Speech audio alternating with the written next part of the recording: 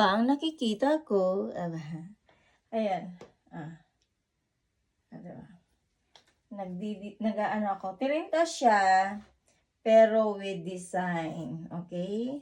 Tignan nyo ito, wait. Sana mahawakan ko ang aking camera. Saglit lang. Yan, ayan. Kita nyo? Yan siya. Ayan. Mahirap pala walang camera. Cameraman or cameraman or camera girls. Ako lang. Ayun, ako ay gagawa ng aking hairstyle. At pasensya na sa aking manikin. Ang manikin ko ay nagugutom yata at umiikot-ikot ang kanyang ulo. Ang kanyang leeg. Kaya nahihirapan akong hairstyle ng aking manikin. Ayun. Ayun siya. Pero pagsisikapan kong ayusin para practice din pag may time. Kasi ang tagal-tagal kong hindi nag-hairstyle. Kaya ayun. I-try ko ulit. Baka sakaling maalala ko pa lahat ng mga ginagawa ko dati, mga hobby ko, my hobby. Okay? Ito, pasensya na. Ang tagahawak ng camera ay nahihirapan. Ayan, ayan siya. Yan. Oh. Oops. Oops. Sarang. Ayan. Yan siya. Pasensya na. Ayun. Aayusin ko ang aking manikin. Sana makahanap ako sa internet ng medyo matino-tinong manikin. Kasi ito, paano mo aayusan kung naikot-ikot ang ulo? Kaya hindi ko siya masyadong mahawakan, lalo na't inaayusan ko siya ng buhok. Kaya maghahanap ako ng manikin na pwedeng nakatayo, tapos ano ba tawag yan? Pwedeng nakatayo na may buhok na, para alam mo na pag gusto kong tahi ng damit, pag nagtahi ako ng damit, mayroon akong susukatan. At kapag nag-hairstyle din ako, mayroon din akong aayusan ng buhok. Kaya yun, ganun ang gagawin ko. Mga hobby ko na dati kong ginagawa, gagawin ko ulit. Ayun. At ito nga, ito yung buhok niyang to, ay sana maging okay. Okay ang pag-ayos ko. Pero ang ganda sana no sa buhok ko, kaso lang, yun nga, ayaw ko ng curly hair. Kaya dito na lang sa manikin, at least, diba? Gamit ko ang aking talent. Aba, may talent si Mayura. Ayun nga.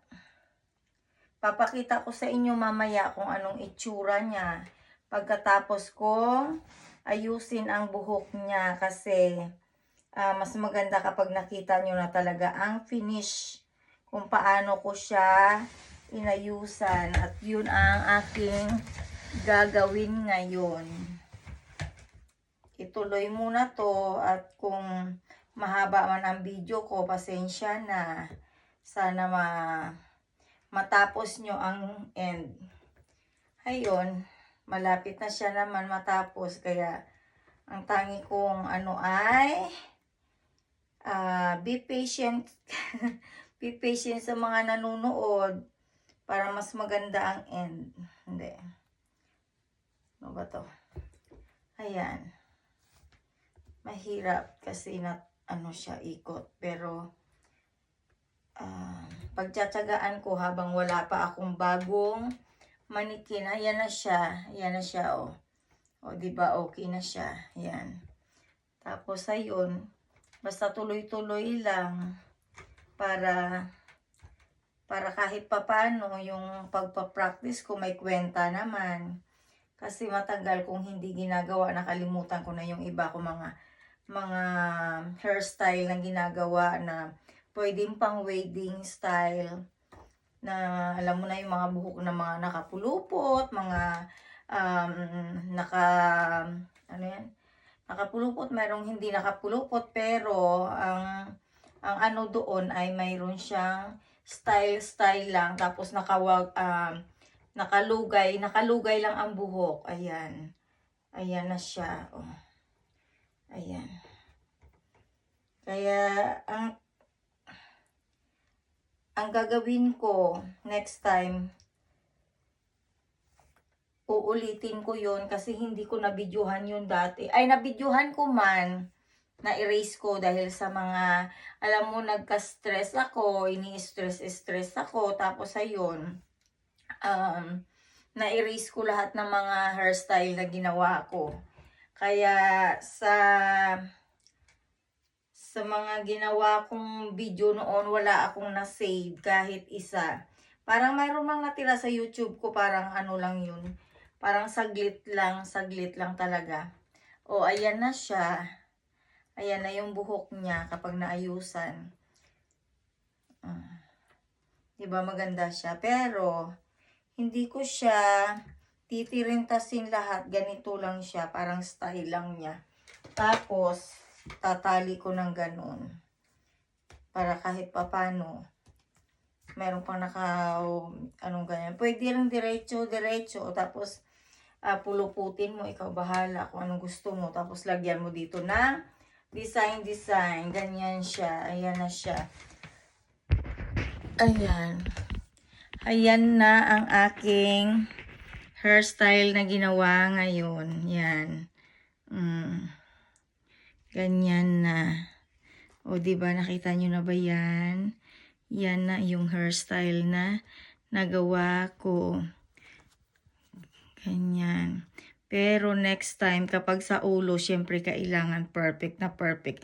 Kaso lang yung manikin ko kasi yung buhok niya tumigas na. Yung, alam mo yung matigas, tapos parang hirap suklayin kasi ilang ano ko rin siyang napulupot. Pero yan nga guys, ayan na siya. Gusto ko sanang gawin sa buhok ko. Kaso lang pag ginawa ko sa buhok ko, mahihirapan ako lalo na't mahihirapan ako, walang tagahawak ng camera, walang, 'di ba, lahat mahirap. Pero ayan, sa manikin ko na lang gagawin. O, 'di ba? Maganda siya, ayan. Pasensya na kayo, nasa loob ako ng kwarto ko. Ayan. Yan. Yan lang. Pinakita ko lang sa inyo kung paano mag-hairstyle ng buhok. Kung paano ako mag-hairstyle.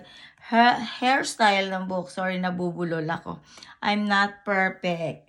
Sometimes, if I say something, I say bulol-bulol. Okay, bye guys. Have a nice evening to all of you. It's time to sleep na, kaya kailangan ng matulog. Bye-bye.